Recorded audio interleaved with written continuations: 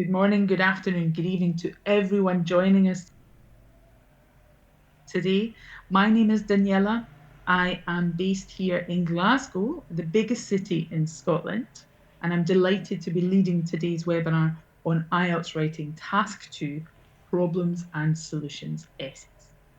I'm also delighted that so many of you could join us from every part of the world. Great representation you'll hear as I read those countries out. And we're also well represented in our team behind the scenes. So in Q&A today, we have the rest of the IELTS team on hand to answer your questions. So please say hello to Leila in London, Mariana in Zagreb, Croatia, Sarah, Paris, France, and Aidan in Wales. Hello to the team. And we'd like to start by asking you a question.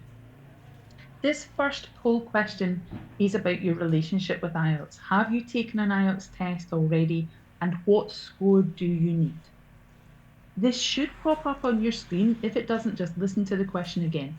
Have you taken an IELTS test already? What score do you need? Put your answer in the chat if you cannot see the poll. Remember everyone, answers in the chat. If you cannot see the poll, do not put answers in Q&A simply because I can't see them there. Thanks, Rima. Saying not yet, you're looking for a band 8. Thanks for that. Okay, let's have a look at the results of the poll. Great, okay, so a few of you have taken the test already at 19%, but the majority are preparing to sit it for the first time, with band scores varying between a band 5 and a band 9, with the majority between a 7 and an 8. Please remember though that this webinar is designed for all of you, whichever band you're aiming for. Hello Shaku, welcome back. Our next question is about these British Council IELTS webinars. Have you attended one of these before? We do recognise a few names, as I've already shouted out, Shaku and Lisa, for example. Have you attended these before, and how did you hear about the webinar? Remember, answers to my questions at the moment are in the poll or in the chat box. Welcome, Uche saying that you heard about it from a friend. That's great. Okay, let's have a look at the results of that poll question. Okay, so the majority of you have been here before and you keep coming back for more. That's a really good sign. Myself and the rest of the team are so pleased to see that. And we're also really pleased to welcome the 42% of you who are joining us for the first time. Interesting that a lot of you are mentioning the British Council website, including Amna in the chat. That's really good. We are going to talk a little bit more about that website at the end of today's webinar, so do stay until the end. The next question is about this. This is the British Council IELTS study pack. When you register for the webinar, you're automatically registered for this. So we want to know, have you received it yet? And if yes, have you found it useful?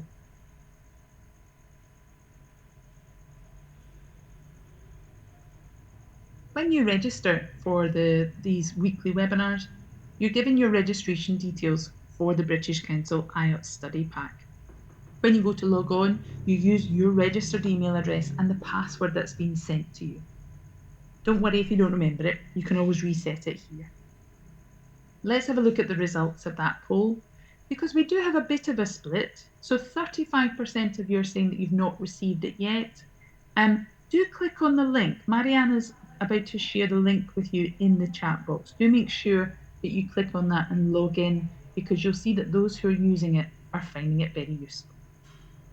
So over the next hour, we will cover the IELTS writing test, task 2, problems and solutions, and have time for your questions. We want to continue keeping this interactive, so I have the chat box open for the next hour. When I ask you a question, that's where I read your answer. But when you have a question, type it in the Q&A box. It might not be possible to answer everyone's questions, so if you see a question similar to yours, like it, and we know which ones to prioritise. The webinar is being recorded so that Zoom can automatically send you the link to the recording over the next 3 days or so. We're not able to answer questions about your specific test booking, so in that case, do contact your local British Council test centre. And finally, please don't share phone numbers or personal information, and let's continue to be as courteous and as friendly as we always are. Today's programme.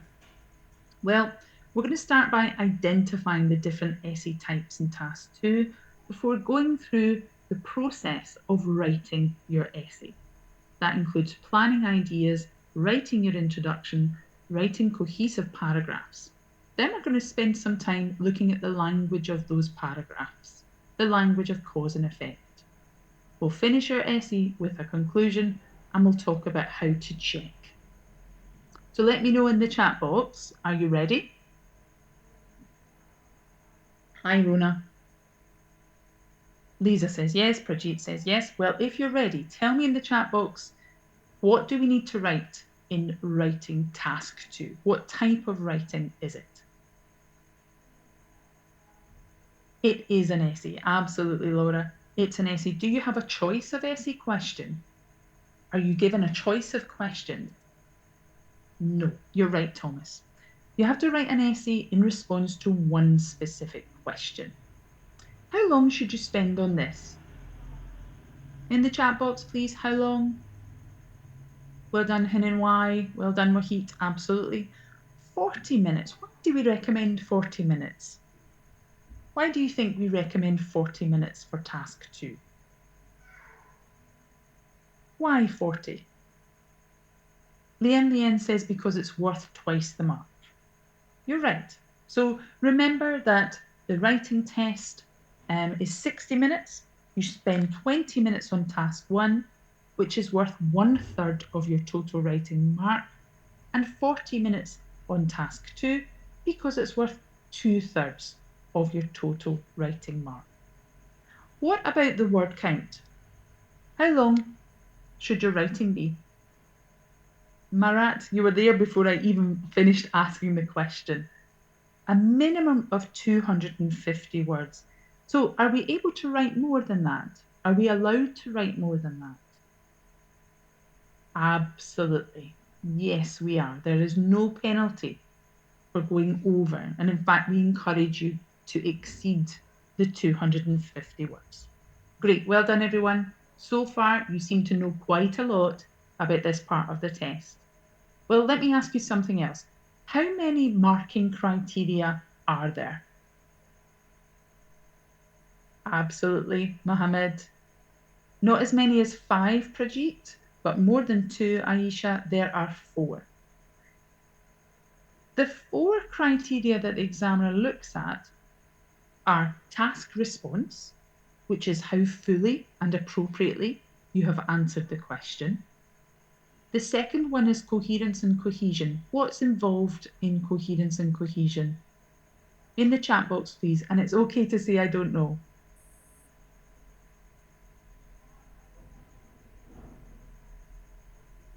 Okay, some of you are saying, like Laura, linking words, logical organization, and a lot of people are saying I don't know. Good. So coherence and cohesion is about the organization and progression of your essay, how well it's organized.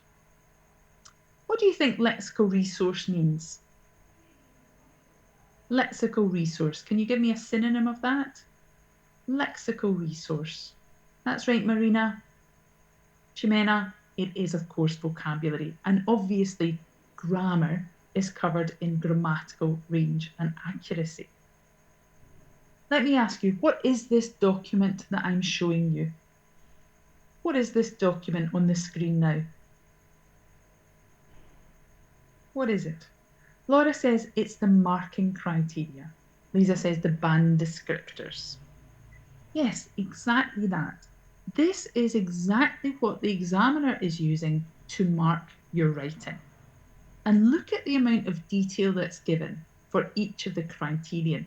There's so much detail, I can only fit 3 bands on this screen and only 2 bands on the next screen because we've got so much information here, which means this is a really useful document for you to use. In the chat box, Mariana's going to post a link to this document so that when we're finished with today's webinar, you can, in your own time, look at the document in detail, look at your desired band. If you're aiming for a band 6, look at what is required at a band 6. Thank you, Mariana, and why not? Let's make this your homework. By this time next week, I want you to have looked at that link, look at the band descriptor, and understand what you need to do. Okay, my next question, and remember, I'm looking for answers in the chat box. So in task 2, we know that we have to write an essay, but it's not always the same type of essay question. What types of essay questions do we see, do we sometimes get in writing task 2? Great. Tejesunimi says opinion essays. Great.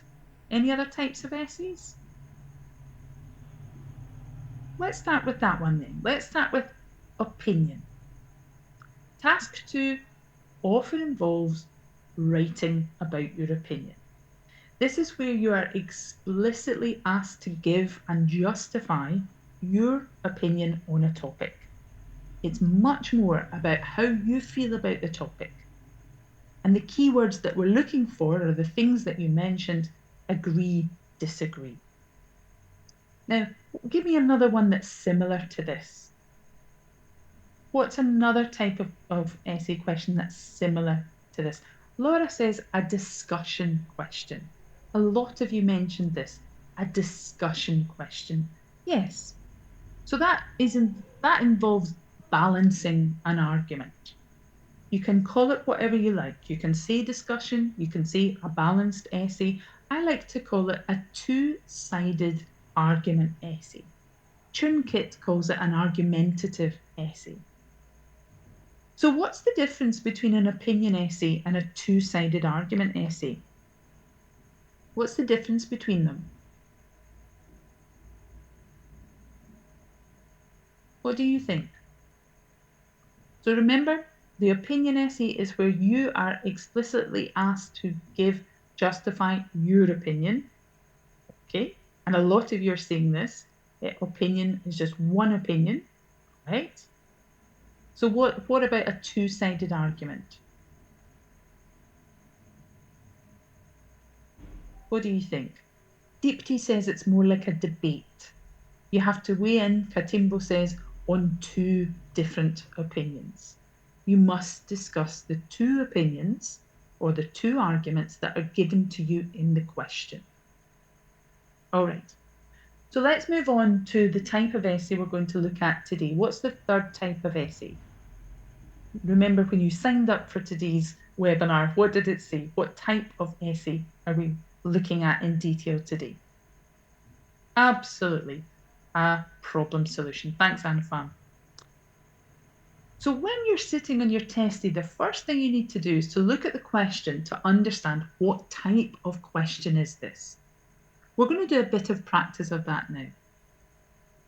Read this question and in the chat box tell me what type of essay question is this? Opinion, two-sided argument, or problem and solution?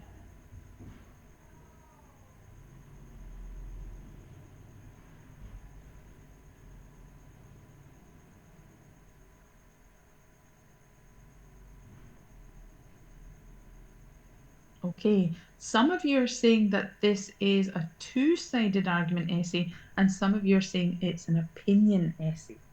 Okay, where do you think the keywords are? What is the keywords to help you understand the type of essay? Where is it? Agree or disagree. Okay, so the question here is, to what extent do you agree or disagree with this opinion? With what opinion? With what opinion? Where is the opinion here?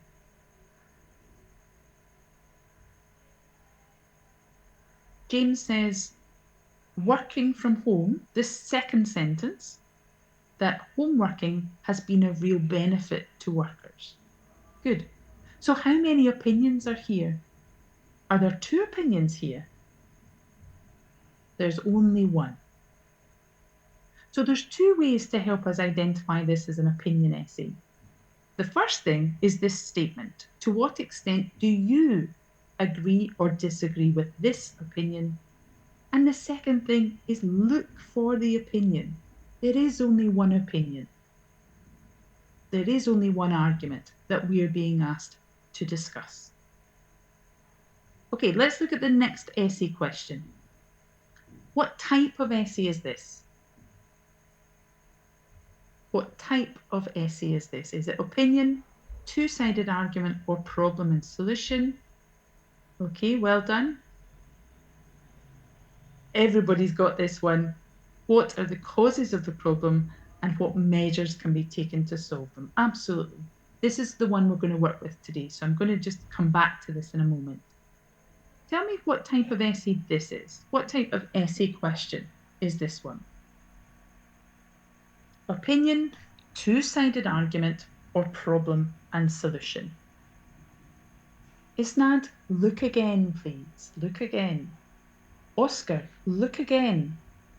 Some people are saying opinion and some people are saying two-sided. Well, where is the instruction? What's the clearest bit? Where is the bit that you would underline? That's telling you exactly what to do. What part would you underline? I agree with Rotnika. Discuss both these views. Discuss both. That's a real key word, that there are two sides of an argument. What are the two sides of the argument in this essay, in this question? What are they?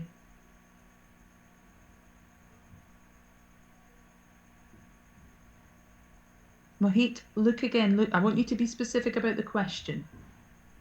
Anfam says the first and the second sentence.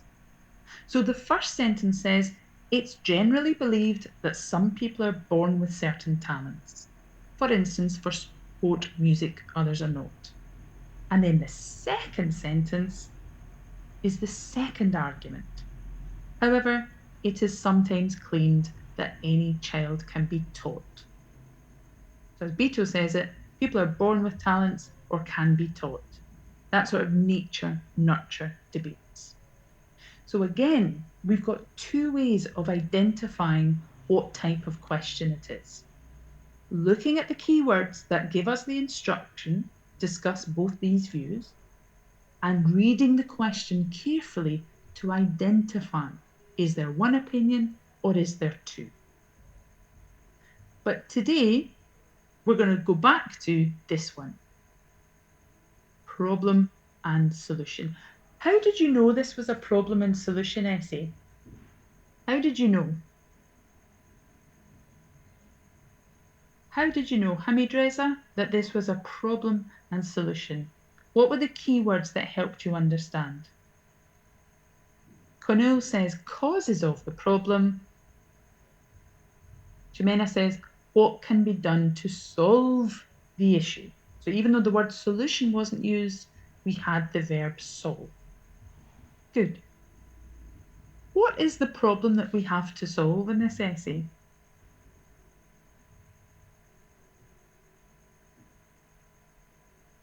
Tell me in the chat box, please. Oh, be specific, Hamad. Be specific. A lot of you are saying the problem is obesity. Is it obesity? Or is it more specific than that? Well done, Ewan. That's right, Onyema.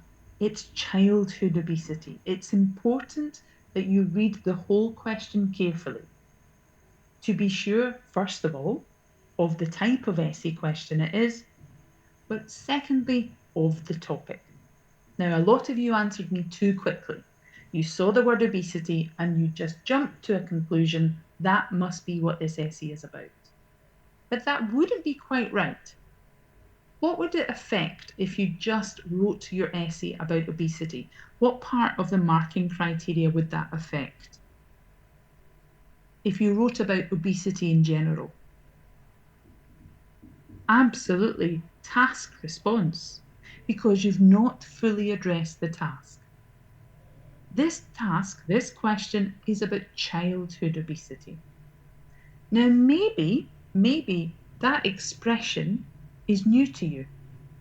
Maybe childhood obesity is not vocabulary you've seen before. But sometimes in the essay question, the topic is clarified for you. How is childhood obesity clarified? How is it rephrased in the sentence? Where's the rephrasing of it? Mercedes, give me the whole thing. Shino, give me the whole thing. Remember, we want you to try practicing a little bit more than just one word at a time. So what's the phrase here that helps you understand what we mean by childhood obesity? That's right, Conul. Well done, James. Absolutely, Shino. Children now classed as overweight. So what I'm saying here today is don't rush. The first step of writing is fully understanding the question, analysing the question to make sure you know the type of essay to write, and reading the question carefully to make sure you understand the topic. Now, on my screen, I've been able to use colour. I've used red to identify the keywords. But what could you do? You can't use colour. What could you do in the test if you're sitting the test on paper? What could you do? You can use a pencil to do what? To underline, absolutely. To underline or to draw a circle, Chunkit says, around all of those important words. What if you're doing the test on computer? What if you're doing the test on computer? Donna says you can highlight the words. Absolutely. You've also got a scrap piece of paper and a pen or pencil, so you could also take a note of the keywords. Whichever way you're sitting the test, do make sure that you're paying attention to the keywords in the question. So step one, we spend a lot of time with the question.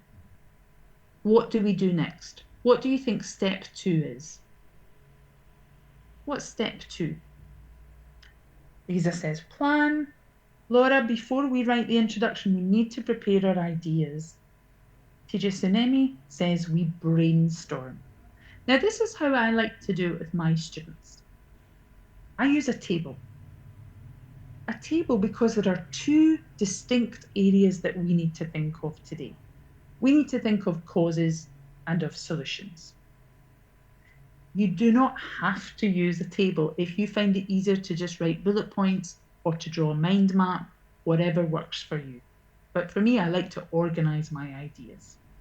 So let's do this together. Let's look at the first column, the column on the left. What do you think are some of the causes of the problem of childhood obesity? Patricia says junk food. Okay, where do you think they get junk food? A lot of you are saying fast food, junk food. Where is that happening? Maybe at home, okay, maybe at school. Right, loads of people talking about junk food. Junk food, yeah, I would say that that is a problem, the availability of junk food at school. Give me something different. Absolutely, easy access to junk food is a problem. So give me something different from this. Sedentary lifestyles, very nice. A lack of physical activity. What do you think's causing that? A lack of physical activity, a sedentary lifestyle. Jimena says games, sitting and playing games, okay. Screen time, okay. I've also got this one, the idea of cost. That the relative cost of unhealthy food is cheaper than healthy food. That it's cheaper to eat junk food than it is to buy the ingredients to make yourself a healthy meal. So we've got these three causes. What's our next step? Once we've generated ideas for the causes, Danish says we need to think about the solutions. Now, before I ask you about solutions, when I do this with my students, we often talk about some of the problems we have here. Problems because they're worried about not knowing enough about the topic to actually come up with solutions. So what we do together is we ask some questions. For example, what could the individual do? In this essay question, the individual is the child. What do you think the child could do? Samia says, eat healthier food. What else could children do? Reduce their screen time. All right. Is there anything else children could do? Play games outside, enroll in a sport. Okay, that's nice. Sorry, it's gone by really quickly. Play more outside, exercise. Lovely. Play more physical games. Some of you even suggested maybe doing chores, household chores that are physical in nature, maybe like cutting the grass or something, doing the gardening. Okay. What about parents? What could parents do at home? So when we're thinking of solutions, we can think about everybody's role. What could parents do? We've got loads of ideas coming in for parents. Sorry, it's gone by really quickly and I've missed your name, but a lot of you are saying prepare healthier foods or pre-pack lunches. Put the children into sports clubs. Okay, what else do we have? Anything else they could do? Discipline, give them tasks, Mercedes says. Margarita says simply don't have junk food in the house. Okay, monitor screen time. Very good. Right, let's move on. What about schools? What could schools do for this question?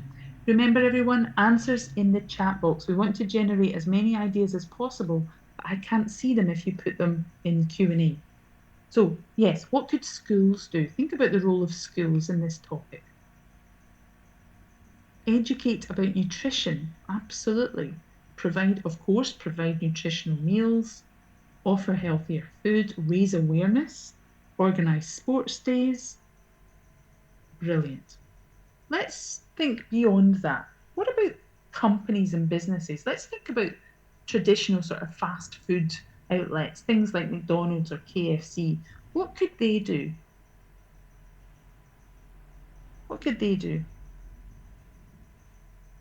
It's not the role of, okay, don't sell to children, Rosnika says, right? Increase the cost of unhealthy food. Provide fruit. Okay. Add more plant-based foods. Okay, great. And finally, let's think about government roles. What could the local government or the national government do? Mercedes says a law. Okay, what type of laws could they bring in? Introduce taxes. Gertrude says tax fast food. Increase tax sugary food, Seham says, and subsidise, Abdurrahman says, subsidise healthier foods. Great. So think of all of those ideas we've generated and then let's match them to our problems. So who do you think is responsible for number 1 and what could they do? Who's responsible for the availability of junk food and tell me what they can do? Write me a sentence, please. What could they do? Schools, Mohammed says ban junk food. Absolutely. What about number 2? Who's responsible and what could they do? What's the solution to number 2? The low cost of unhealthy food versus expensive healthy food. Mercedes says they could pass a law. I assume you mean governments. Absolutely. Governments could introduce a sugar tax. Finally, less exercise, more time in front of screens. Who is responsible? What could they do? Parents, what could they do? Ahliya. What could they do though? Lots of you are telling me who's responsible, but we need their solution.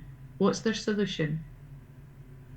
Okay, encourage children to spend time outside. Yeah, so parents could limit screen time and increase time outside. Good. We've generated our ideas. We're going to choose some of our ideas to write about. So let's think about what we expect an essay to look like. What would be the first paragraph of an essay? What's the first thing you should write? Absolutely. In our introduction, we rephrase the main problem, we summarise the main ideas of the essay, we outline the solutions. What do you think would come next for a problem and solution essay? The main body. What do you think we would include in our first main body paragraph? Emmanuel says the problem paragraph. Okay, yeah.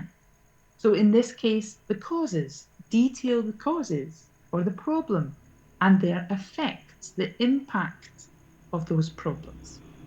So what do you think our second main body paragraph would be about? Marina says the solutions. So we would detail the solutions and describe their effects, the impact of those solutions.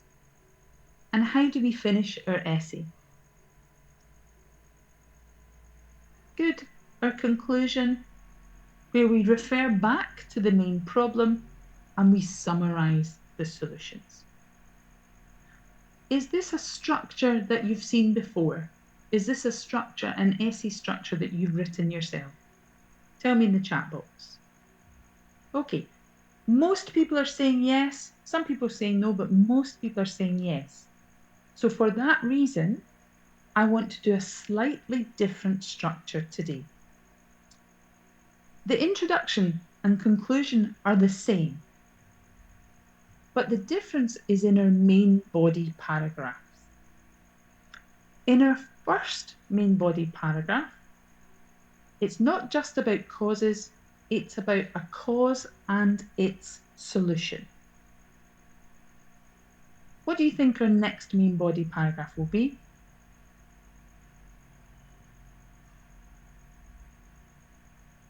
What do you think? The same. Absolutely, well done. Another cause and its solution. So this alternative structure is the one that we're going to work with today. It's not because one is better than the other. It's just to show you perhaps a different structure from the one you've tried before. So are we ready to get started? Do you want to see my introduction? Okay. Well, look on the screen just now. How many things should be included in my introduction? How many points should be included in my introduction? There should be 3. Okay. So when you look at my introduction, I want you to tell me, do you think I have covered all 3 points?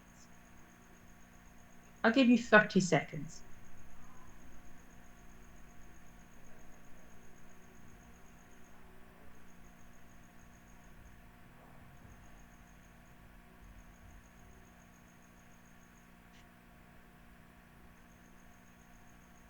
What do you think? Do you think I've covered all 3 points?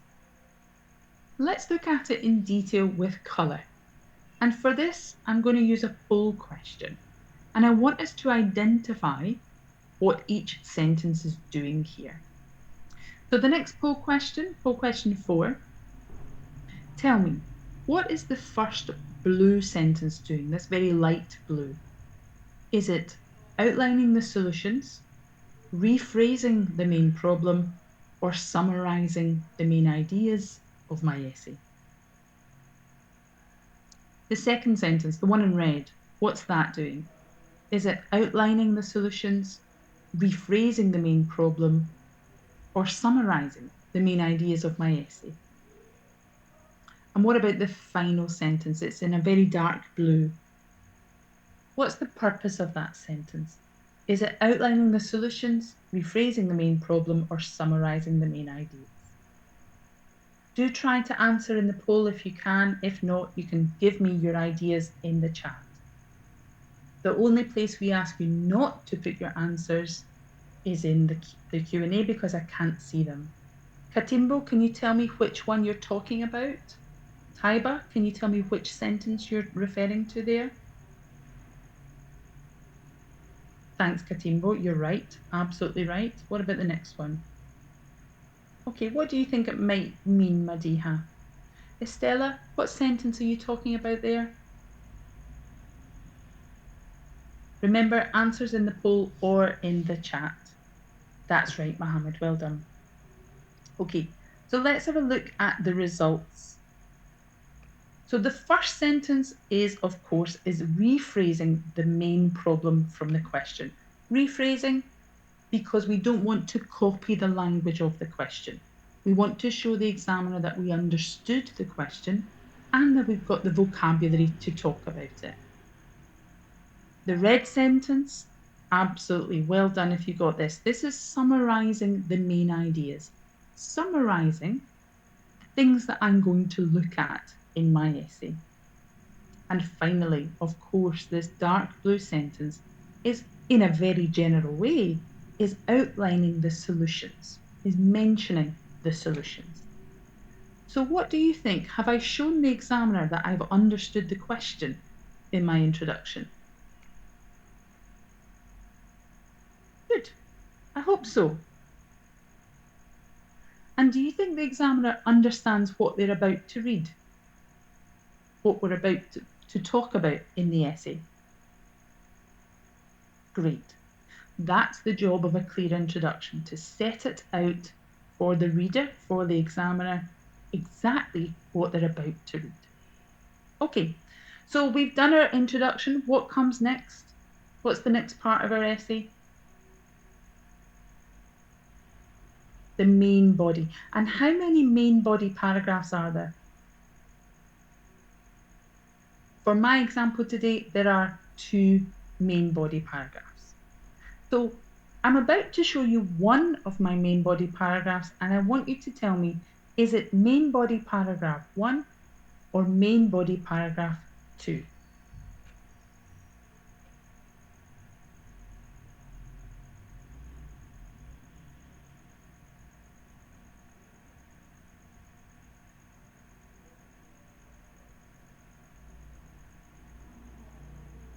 Okay, very good. Absolutely, everybody's got this. You've said that it's the second main body paragraph. How do you know that? What's a big clue? Absolutely. We begin with the word another. So I'm using a linking device to show you that this is the second or another one of my arguments. And what is the focus of this paragraph? What's this paragraph going to talk about? What's the focus of this? Adiba says exercise. Good. If I do this, we're going to use colour again. You can see that half of the paragraph is red, half of the paragraph is a dark blue colour. What does each colour represent?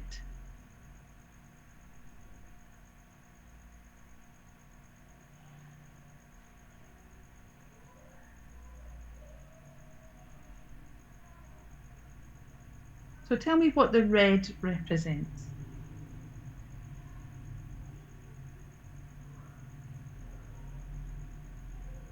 Good. So the red is a discussion of the cause. You can see in my first sentence, my topic sentence, I describe the cause. But more than just giving a cause of childhood obesity, I'm also talking about the effect of this. You'll see I've got 2 sentences that describe this cause. So what does the blue part represent? Tejisunimi says this is the solution. Good. But again, it's not just one sentence. I'm supporting my idea. What is the solution that I've provided here?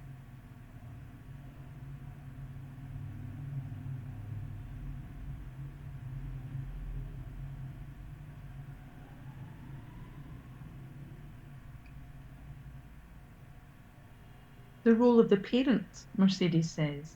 Rizwan says limits on screen time. And what else? Encouraging more active activities. And then in the final sentence, you'll see that I'm describing the impact of that, the effect of that. Because cause and effect are a key aspect of problem and solution essays. which means we need to be comfortable with the language of cause and effect. So let's step away from the writing just now and let's look at a little bit of language. On your screen now, tell me, which of these things are the cause and which are the effect? We've got two nouns, two noun phrases. Which describes the cause and which describes the effect? Good. The cause is the lack of exercise and the effect is, of course, weight gain. Definitely. What do we need to make this a sentence? What's missing? Katimbo, we need more than linkers. No, we need something much more important than that. Verbs. Okay, so give me a verb. A lack of exercise, give me a verb. A lack of exercise, Allah says, Seham says, results in weight gain. Good, give me a synonym. Something else that means the same. Victoria says causes. A lack of exercise causes weight gain. Anything else? Very good, but be careful with your preposition. One you might want to use is gives rise to.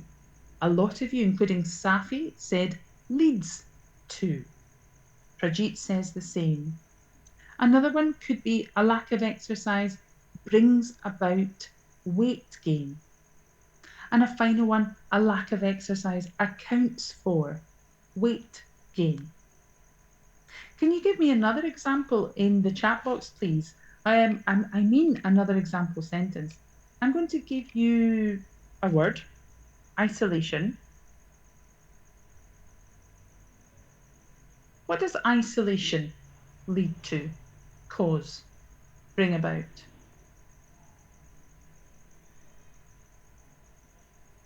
Give me a sentence, The reason for this is to make you write sentences. So I'm not interested in nouns. Sorry, I want sentences. Okay, good. So Isnad says isolation leads to depression. Rafiqul says isolation leads to obesity. Let's use something other than leads to. Danica, isolation brings about depression. Isolation accounts for loneliness, Ewan says. Very nice use of accounts for. Tijusanemi, isolation can result in a lack of socialization. Good. But we might want to do this. What's the difference here? What's the difference in this structure? You're right, Lien. I've changed it. I've swapped them round. It's vice versa. Rafnika says we start with the effect and then the cause, because we want to show the examiner some range in our grammar. So I want you to remember some of the phrases we used before and try to give me a sentence. Turn this into a sentence. Weight gain is caused by. Very nice. So we're beginning to use passive structures. Is due to, is because of, is caused by, is as a result of. Very nice, Luyali. Is brought about by, is on account of a lack of exercise. Very good. Would you like another bit of practice with these phrases? Another bit of practice. Okay. Well, let me show you the paragraph again. You might not have noticed this before, but I was actually using this language already in my main body paragraph, the paragraph that we saw before. What I've done now is I've removed the phrases, but I'd like you to put them back in. So in the chat box, please. Great, Marion says, I love to practice. That's great. So in the chat box, number your answers 1 to 3 and type them in the chat. You've got 35 seconds, maybe 40.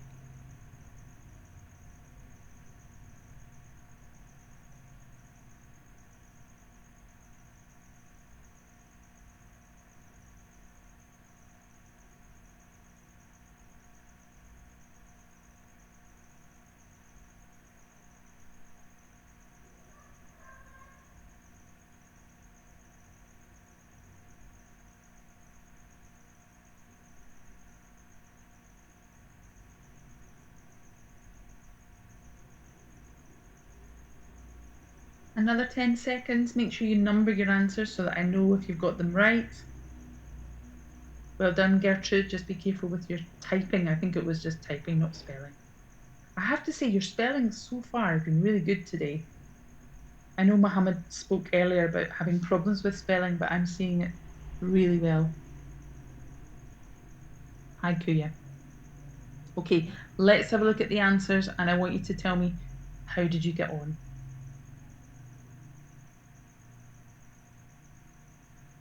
Did any of you get 3 out of 3? Well done, Marion, celebrating. Yay, Bibriani says. Well done if you got 3 out of 3, Victoria, that's great. Well done, Gladys. If you got 2 out of 3, that's fantastic. If you got 1 out of 3, perhaps have a look again. When you get the link to the recording, slow down here and look again. But let me ask you, what helped you do this?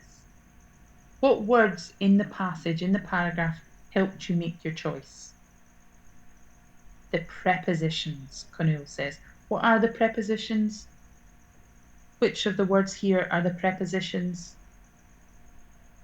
The words in blue. You're right, Mohammed. So of, to, and by. So this means that when you're learning language, it's not just about learning a verb. You need to look at how to use the verb in context. Look at the words around the verb. So when we talked earlier, before we started today, we talked a bit about how to improve spelling. And one of the recommendations was to read. And I agree. You can take a lot of vocabulary from reading, but it's important that you look at the words around that word, whichever word you want to take from a text. Look at the context. Pay attention to the features around it. Okay, let's go back to our essay now. So we've done our introduction. We did main body paragraph. How do we finish our essay?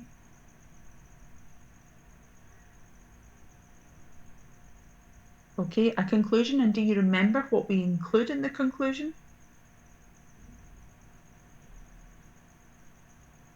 Don't worry, Mohammed, it was a while ago. We refer back to the problem, good, and we do something else. Do we add in any new information? Okay, so we're not adding in any new argument or new information. Let's look at my conclusion. And let's see if we can remind ourselves. What are the 2 things that I have included in my conclusion? What is the sentence in red doing? What's the sentence in a dark blue doing?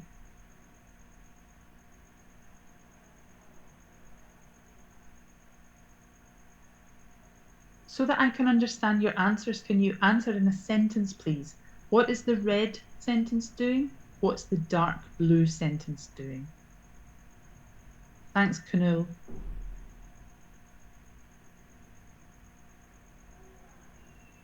Great.